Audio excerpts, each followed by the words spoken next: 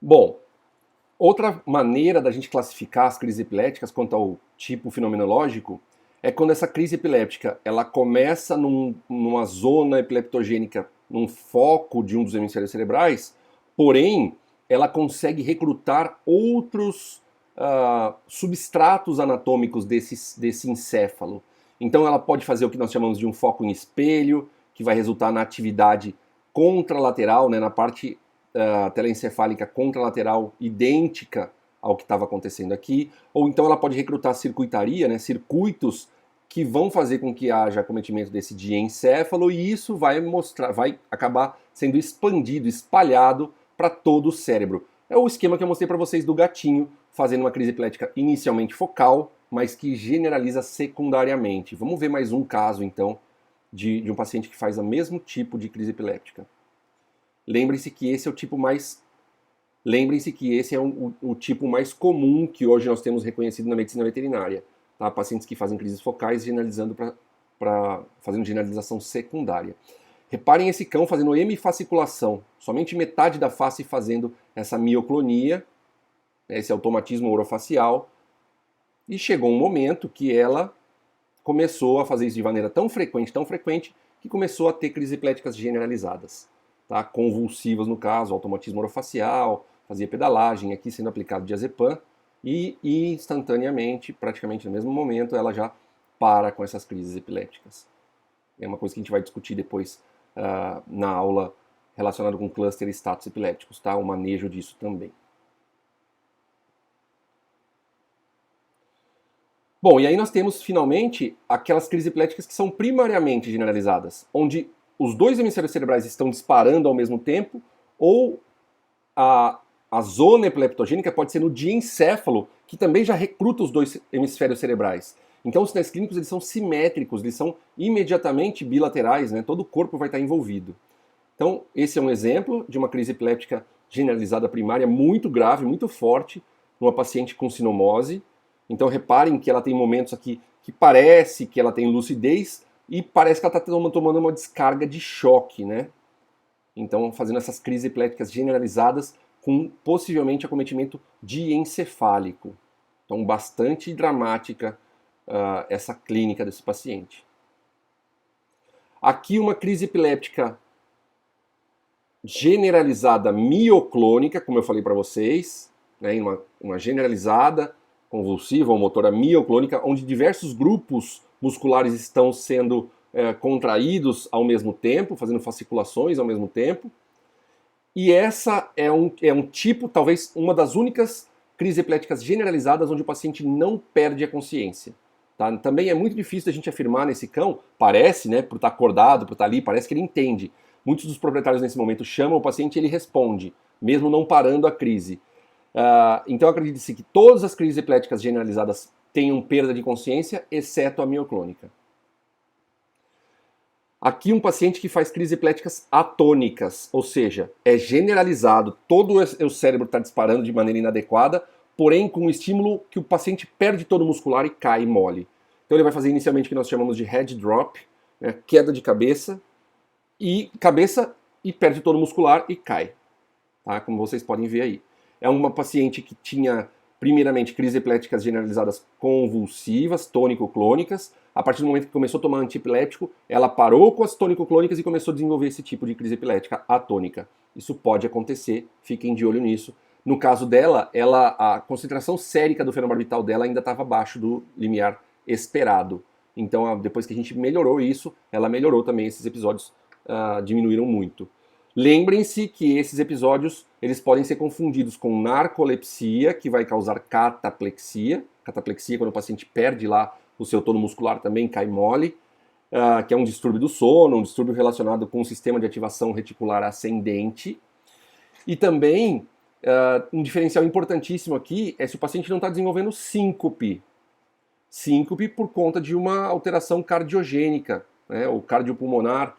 Então é importante entender se esse encéfalo está recebendo o fluxo sanguíneo encefálico adequado. Então a gente vai ter que descartar condições cardiorrespiratórias. E aí vem as crises epiléticas generalizadas, não convulsivas, né, como eu mostrei para vocês, a atônica, e também tem esse tipo que é de ausência, que eu falei para vocês em crianças, que, né, chega a ser comum, a criança que perde ali mais ou menos como se ela ficasse com o olhar vidrado e ela esquece do que está acontecendo naquele momento, daqui a pouco ela recobra a normalidade. Isso é muito difícil de ser identificado no cão, e eu vou mostrar para vocês aqui. Em 2 raças isso já foi bem descrito com eletroencefalografia. Então o primeiro deles, o Chihuahua. Então tem alterações comportamentais associadas com espasmos de cabeça, como se fossem aqueles abalos mioclônicos, do focinho também. E aqui mostrando também, além do Chihuahua, nos Rhodesianos. Então vocês estão vendo aqui um vídeo da eletroencefalografia. Todas as ondas aqui normais, de repente chega no momento que começam os abalos. Vou rodar de novo esse vídeo. No momento que vai chegando no local dos abalos aqui, ó, né, que tem alterações gráficas nesse EEG, vocês vão ver que esse animal começa a mexer a cabeça. Reparem como ele está. Agora vai começar, ó, um tremorzinho muito discreto. Vou de novo. Olha lá, um tremor muito leve, muito discreto. Tá? Depois vocês retornem o vídeo aí com calma. E esse tremorzinho muito discreto muitas vezes vai passar desapercebido. Tá? Hoje nós sabemos que o Rhodesian ele tem um tipo específico de epilepsia, que tem inclusive com fotofobia, estímulos visuais, com luz, que podem desengatilhar essas crises, associado com medo, enfim, é um padrão genético que já foi identificado também por mutação. Tá? Bom, e aí para a gente entender se um dos episódios, que vocês estão vendo aqui que pode ser de diversos tipos, né, além das convulsivas, como é que eu vou saber se esse episódio realmente é uma crise epilética ou não? Descarte de possíveis diferenciais, isso vai ser imprescindível. E claro, a única forma da gente ter certeza absoluta se um episódio é uma crise epilética ou não é com esse aparelho que a gente chama de eletroencefalógrafo, fazendo o exame de eletroencefalografia, onde nós vamos colocar aqui eletrodos na cabeça desse cachorro, ou do gato, que seja, acoplado ao sistema de eletroencefalógrafo e vai ser mensurado aqui no computador. A gente vai ver as ondas elétricas, se tem alterações ou não. Bruno, é necessário que o cão tenha uma crise epilética durante a crise epilética? Não, não é necessário. Claro que se ele tiver durante a avaliação, você já vê ali, que nem eu mostrei para vocês o EEG do cão anterior, né? EEG, eletroencefalografia. Porém, num cão que não esteja tendo crise no momento, nós conseguimos, através da mensuração das características dessas ondas, entender que existem características que remetem a crises epilépticas. Da mesma forma que vocês avaliam o coração na eletrocardiografia, né? Vocês vão ver lá no traçado alterações que vão remeter a possíveis diagnósticos diferenciais. Tá? Não é diferente aqui na eletroencefalografia, mas claro, nem sempre ela vai captar essas alterações. Então pode ser que você rode um exame de eletroencefalografia num paciente que tem crises epiléticas, mas esse exame neste momento não indicou isso pra gente. E talvez a gente vai precisar repetir algumas vezes esse exame, ok? O mesmo que acontece na eletrocardiografia. Bom, quanto à duração de uma crise, nós já conversamos que geralmente elas são autolimitantes. Elas começam e dentro de poucos segundos a poucos minutos elas cessam por si só. E esse tipo de crise não precisa ser tratado com intervenção emergencial. A gente não precisa colocar um benzodiazepínico, fazer diazepam retal, nada disso. Tá? Durante uma crise autolimitante, nada vai se fazer. Esse paciente possivelmente já está tomando fármaco antiepilético e a gente precisa entender que ele vai continuar tendo crises de tempos em tempos. Existe, quanto a essa classificação também, as crises que são reflexivas ou reflexas. Isso tem sido bem estudado, principalmente em gatos. Tem o que nós chamamos de síndrome do Tom e Jerry, vocês já devem ter ouvido falar. Então, por estímulos auditivos, principalmente, eles começam a desenvolver crises epiléticas por conta desses sons específicos. Bom, estou colocando esse desenho do Pikachu aqui porque vocês devem lembrar que aconteceu um tempão atrás, na década de 90, quando esse desenho começou, criancinhas lá do Japão assistindo o desenho, quando o Pikachu soltava o raio dele, as crianças começavam a ter crises epilépticas. Imaginava-se, né? Chegaram a comentar, postar na mídia, que isso era algo maligno, né? Que era uma entidade maligna que estava atravessando ali a telinha para poder possuir essas crianças. Ou seja, uma coisa completamente absurda. Na verdade, o comprimento de onda do raio do desenho, ele fazia com que essas crianças que tinham o limiar de estabilidade mais diminuídos e sensíveis a esse comprimento de onda, desenvolvessem crises epiléticas. Então o que foi feito? Simplesmente eles rearranjaram esses comprimentos de ondas dessa coloração para que o paciente parasse, né, essas pessoas parassem de ter crise epilética. Mesma coisa que vai acontecer nos cães, nos gatos, isso tem sido cada vez mais identificado. Quanto à duração, status epilépticos, que a gente vai falar na última aula, né? Então é uma atividade epiléptica contínua por mais do que 5 minutos, clinicamente falando, e a partir desses 5 minutos esse paciente está em risco de alterações hemodinâmicas, principalmente se esse status for convulsivo, porque isso vai demandar uma taxa metabólica muito mais elevada, e esse paciente pode começar a ter esses distúrbios por conta de acúmulo de ácido lático, pela contração excessiva de musculatura, a questão da respiração de trocas gasosas pode estar comprometido, enfim, a respiração pode estar mais dificultosa.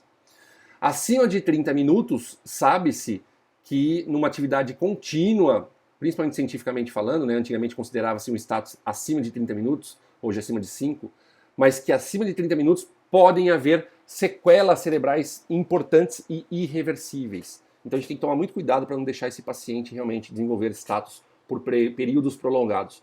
Acontece, nós sabemos que existem pacientes que vão ficar aí horas e às vezes até mais de dia em status epilépticos.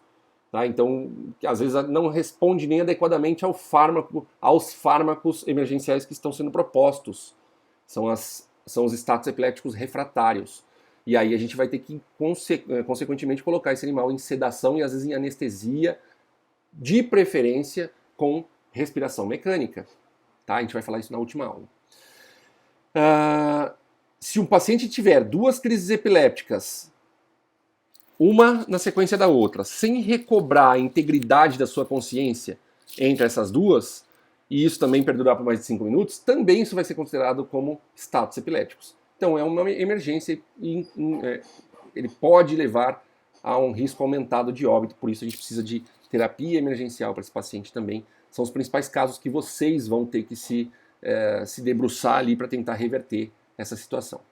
E outra situação importante para vocês que estão no intensivismo serão as crises seriadas, que também são chamadas de crises em cluster. O que é isso?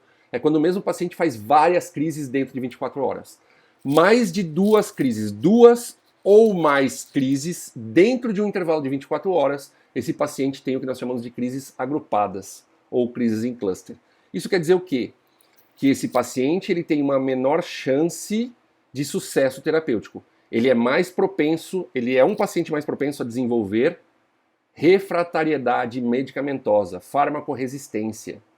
E aí é um paciente que pode desenvolver status epiléticos com maior facilidade e pode ter comprometimentos mais sérios. Tá? Então a gente precisa tratar adequadamente esses pacientes. A gente também vai endereçar essa terapia na última aula. Mostrando aqui para vocês um trabalho interessante sobre essas crises audiogênicas em gatos. Né? Então, crises reflexivas audiogênicas, síndrome de Tourette, como é dito por alguns. Né?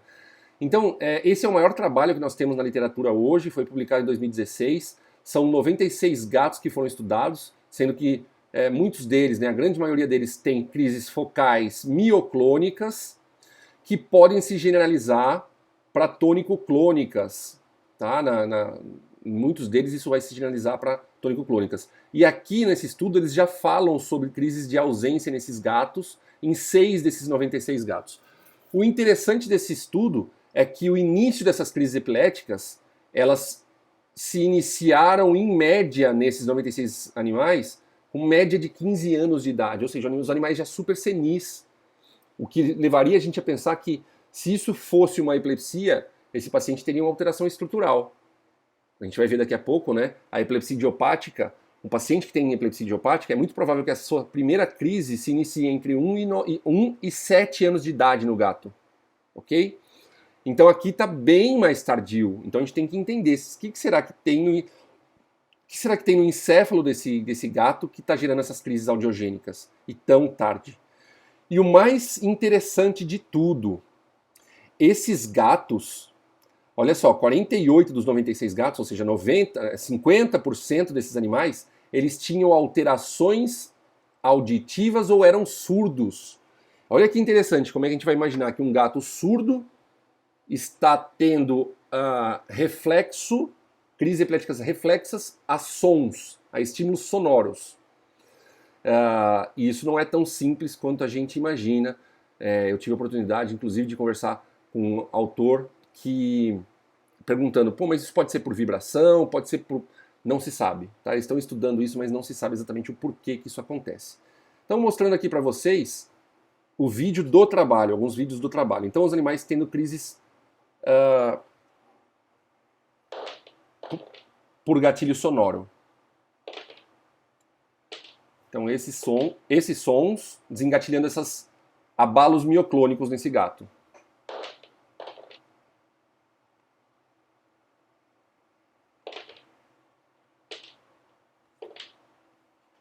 Tenho certeza que alguns de vocês já devem ter visto isso. Nunca imaginaram que isso poderia ser uma crise epilética, né? Então, uma crise epilética focal. Tá? Fizeram estudo de eletroencefalografia nesses animais, ressonância magnética. Agora vocês vão ver as crises iniciando com mioclônicas focais e progredindo para generalizadas tônico-clônicas.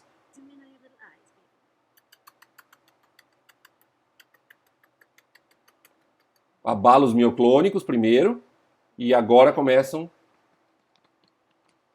generalização secundária.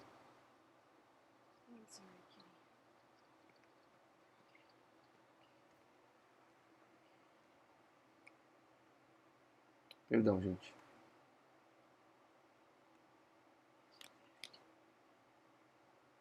Deixa eu adiantar aqui para vocês. E finalmente, a crise que eles colocam como primariamente generalizada, e eles viram que os gatos birmaneses foram os mais prevalentes. Então pode ser uma predisposição da doença para os birmaneses. Tá? E aqui nós não temos o início, né? Eles não colocam para a gente o vídeo do início da crise, mas eles falam que ela é primariamente generalizada, tônico-clônica.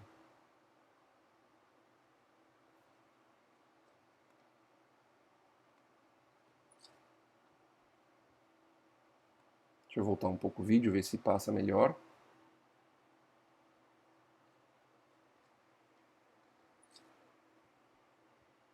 Esse vídeo está travando um pouco, né? Vamos ver de novo se vai.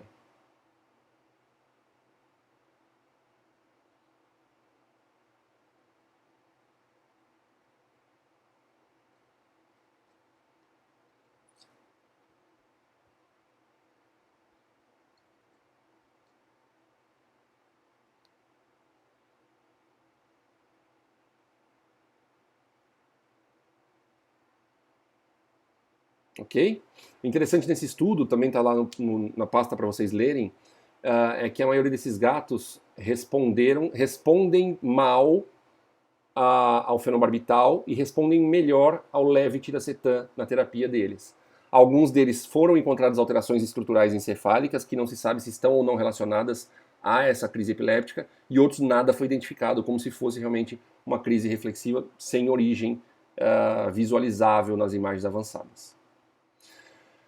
Bom, quando a gente vai classificar a epilepsia quanto à sua etiologia, de acordo com o que é novo agora na Força Tarefa Internacional para Epilepsia Veterinária, como eu falei para vocês, né, 2014, e a partir de 2015 começou a ser publicado, nós temos então a divisão entre epilepsia idiopática e estrutural.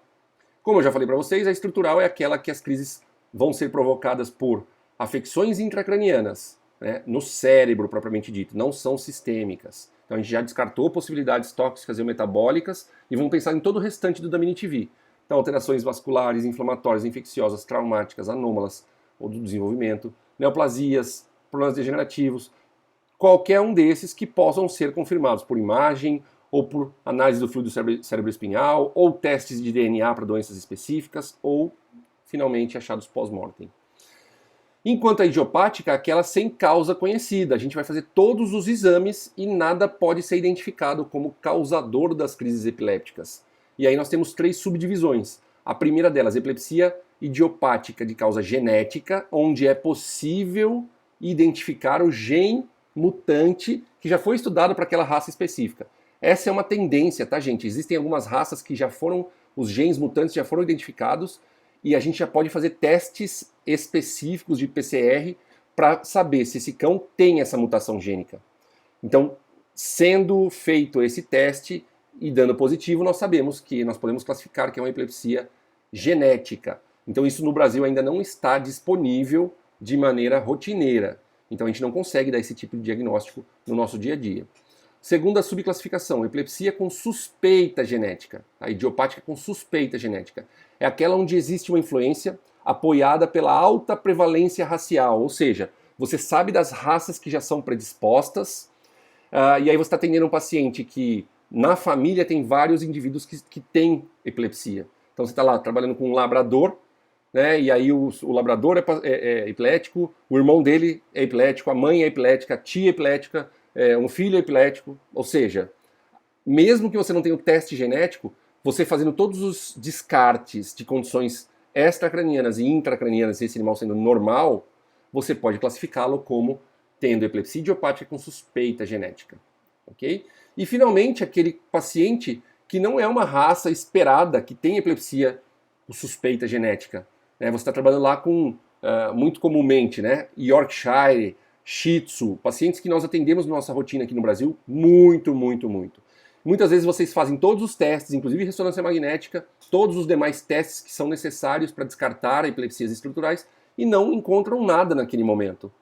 Mas é um paciente que ele é isolado, não tem ninguém na família, não é uma raça que seja considerada predisposta, então nós vamos classificá-lo como epilepsia idiopática de causa desconhecida. Que lá no consenso fica um pouco também perdido, porque eles também colocariam uma terceira classificação maior aqui, dizendo epilepsia de causa desconhecida. Então é um paciente que a gente vai monitorar. Um dia, quando ele for a óbito, se você conseguir estudar microscopicamente esse encéfalo e ver, opa, não, ele tinha alteração sim, que não foi possível ser identificada em vida, mas pós-óbito nós vimos que isso aqui era a causa das crises epiléticas. Então ele vai ser reclassificado pós-mortem como epilepsia estrutural. Tudo bem?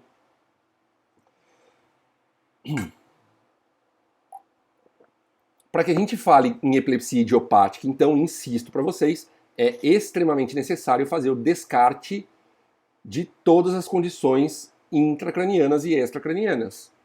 A gente não pode simplesmente falar que o paciente tem epilepsia idiopática porque o exame neurológico dele não tem alterações. A gente tem que tomar muito cuidado com isso. É claro que cães que têm epilepsia idiopática, a sua primeira crise inicia em média entre os 6 meses e 6 anos de idade, na grande maioria dos pacientes. E nos gatos, como eu já falei, vai iniciar a primeira crise entre 1 e 7 anos de idade. Fora desse intervalo para o cão e para o gato, a probabilidade dessa crise epilética que se iniciou fora desse intervalo, disso ser por conta de uma epilepsia estrutural, é muito maior. Claro que isso não é uma regra, existem exceções, mas isso dá um subsídio a mais.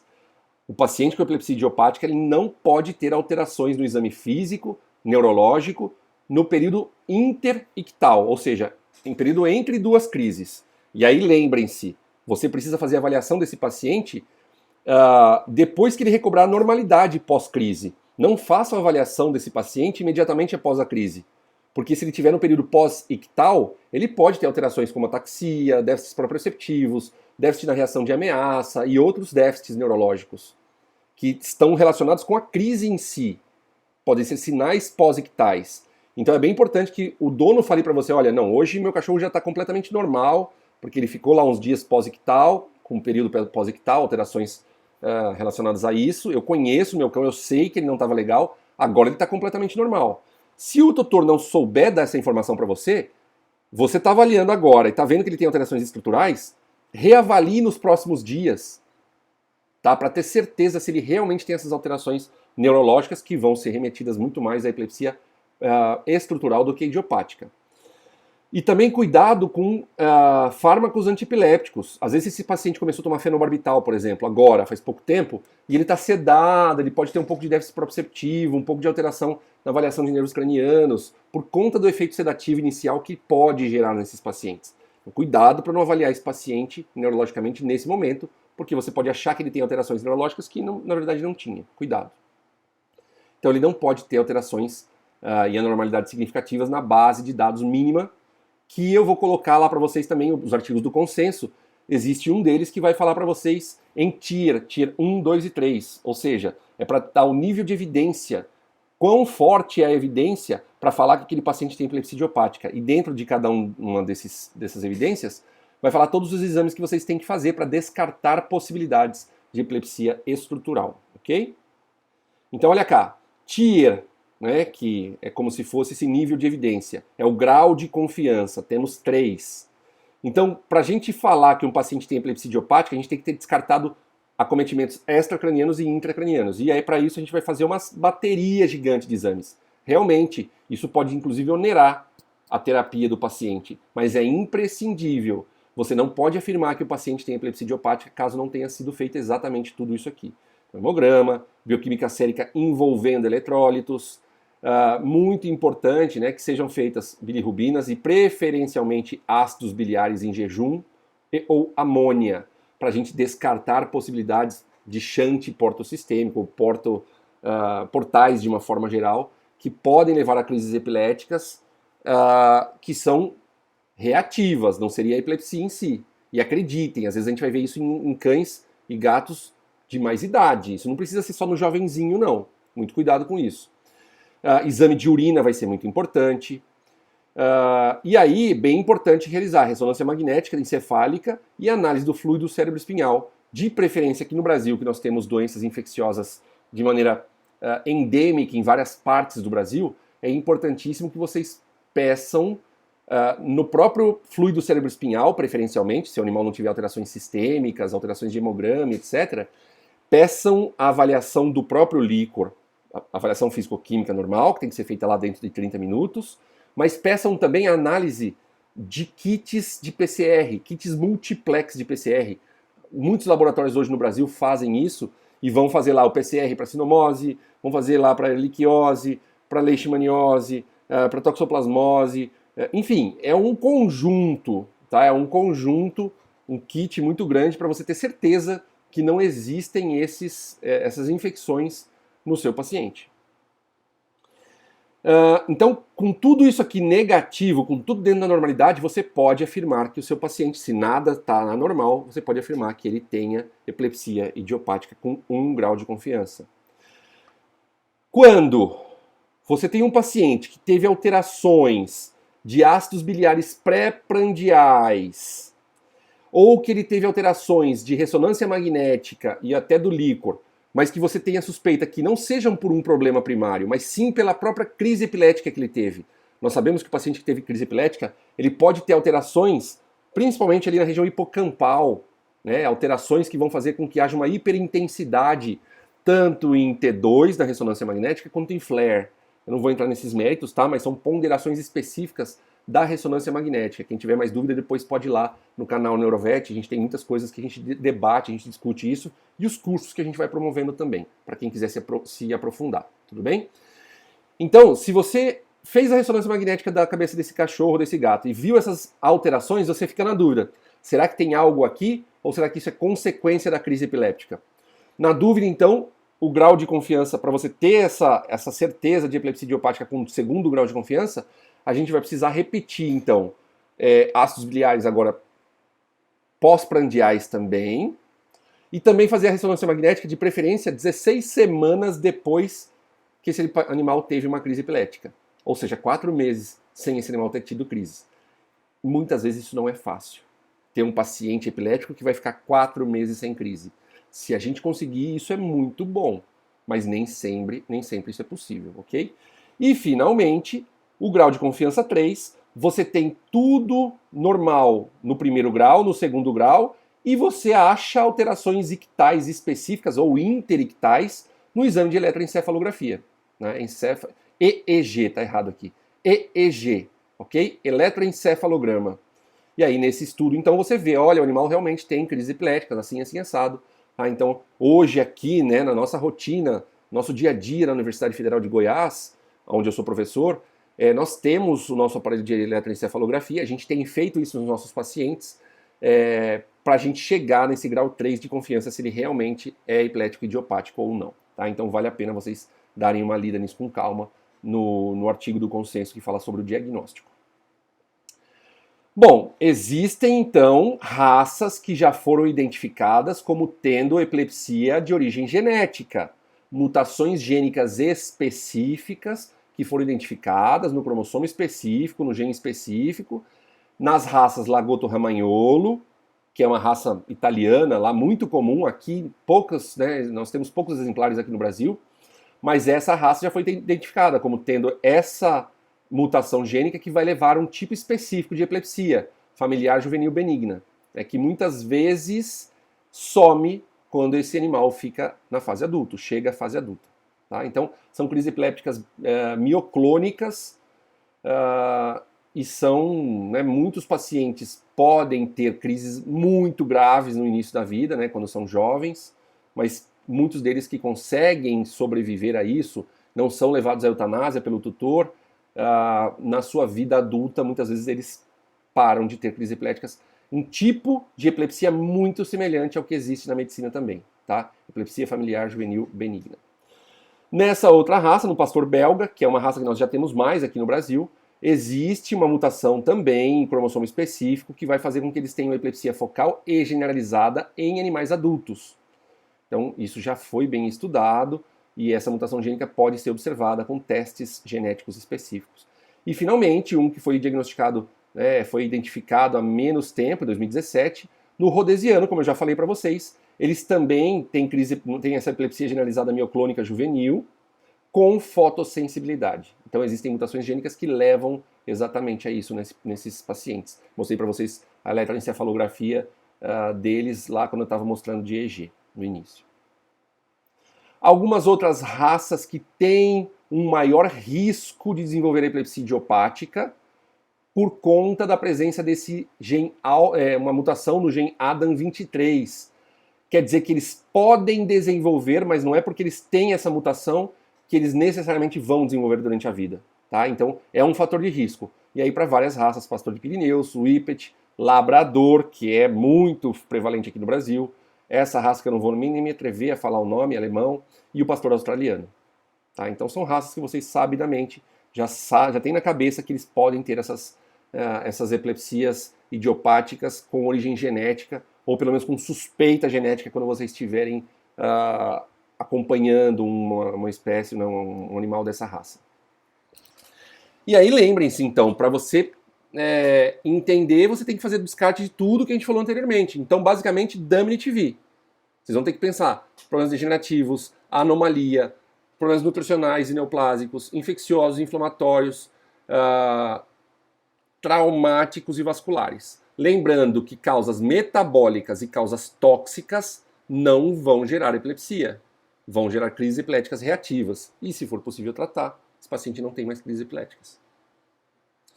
E, finalmente, lembrem-se dos eventos que podem mimetizar crises epiléticas. Também não vou entrar no mérito de cada um deles, tá? Nos nossos cursos, para quem quiser aprofundar na epilepsia, a gente fala disso um pouco mais com profundidade. Mas lembrem-se, esse paciente pode estar apresentando sinais que o proprietário julga que possa ser uma convulsão, uma crise epilética.